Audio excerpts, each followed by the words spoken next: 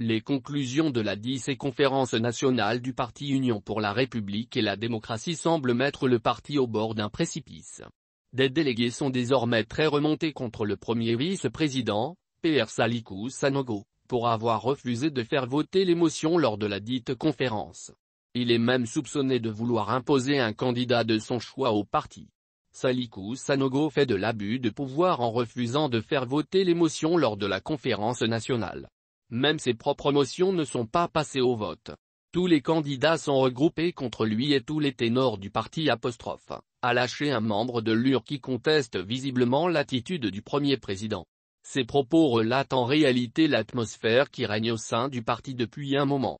Plusieurs clans se disputent la prise de la direction du parti.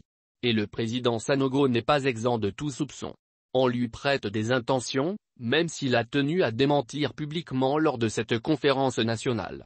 Mon éthique, ma dignité et mon honneur fort malmenés depuis quelque temps, m'interdisent toute espèce de clanisme. Salihou Sanogo n'a été, et ne sera l'homme lige de qui que ce soit avait-il affirmé. Alors que des délégués pensent le contraire à la fin de la conférence où l'on pense qu'il fait peser de tout son poids. Son objectif est de déclarer Medamba candidat du parti sans passer par le vote au sein du parti a précisé ce contestataire. Pour la petite histoire, les meneurs de la fronde qui consiste en l'organisation d'un congrès extraordinaire exposent eux aussi leurs motifs. Selon Mohamed Falould Mohamed, secrétaire général de la section UR de Gounedam, membre du BAN, secrétaire chargé de l'urbanisme et de l'habitat, en suivant le déroulé et le programme présenté, j'ai comme l'impression que la conférence nationale en elle-même n'est qu'une simple formalité à remplir. Il pense que les grandes questions qui divisent le parti ne sont même pas abordées. Le député de la 6e législature Martyr estime que l'UR est au bord de l'implosion alors que la direction actuelle du parti l'ignore. Le niveau de performance est sans commentaire en termes de respect des textes et de régularité de nos réunions. Sur une année il s'est tenu 80 sur 12 et 10 sur 52 soit un niveau de performance de 20 à 25%. Il est même convaincu que l'immobilisme actuel et le statut que vont davantage diviser l'UR. Il pense que seul le renouvellement du bureau exécutif avec un président élu permettra d'assurer la plénitude du leadership nécessaire pour sauver le parti. En ce sens, et conformément à l'article 47 du règlement intérieur, il a proposé une motion pour convoquer un congrès extraordinaire sous quinzaine. Il s'appuie sur les articles 58 et suivants des statuts de l'UR.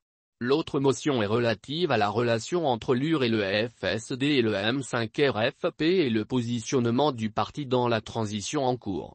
Ce dernier a recommandé la mutation de la plateforme du FSD et du partenariat avec le M5RPF et la réadaptation avec les exigences nouvelles du contexte. Entre autres, le rapport qui est la substance de la conférence ne traite pas des grandes questions et des défis qui se posent à l'UR, alors même que nos concitoyens et le peuple de l'UR sont inquiets de ce qu'ils entendent et voient tous les jours en termes d'incompréhension au sein des membres de son directoire et du BAN a-t-il relevé.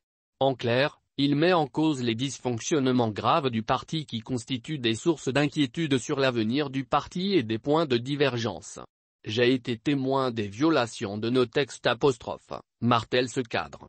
Pour la tenue des réunions du CEDUBAN, non-respect des dispositions des articles 8, 9, 95, 97, 101 et 102 des statuts et 45, 56, 57, 67 et 90 du règlement intérieur, imposition de texte au BAN sans qu'il soit préparé et adopté par le CELEBAN entre autres.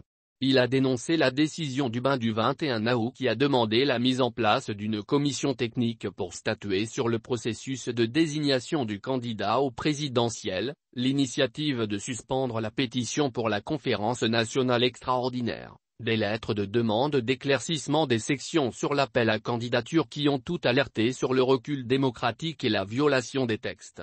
Au regard de ce qui précède, celui-ci pense qu'il devient donc impératif pour nous tous de sauver notre parti avant toute chose. À ce jour, les délégués estiment que la seule issue favorable pour éviter l'implosion est la convocation d'un congrès extraordinaire, dont le mandat a été donné à Abdoul Wahab pour l'organiser.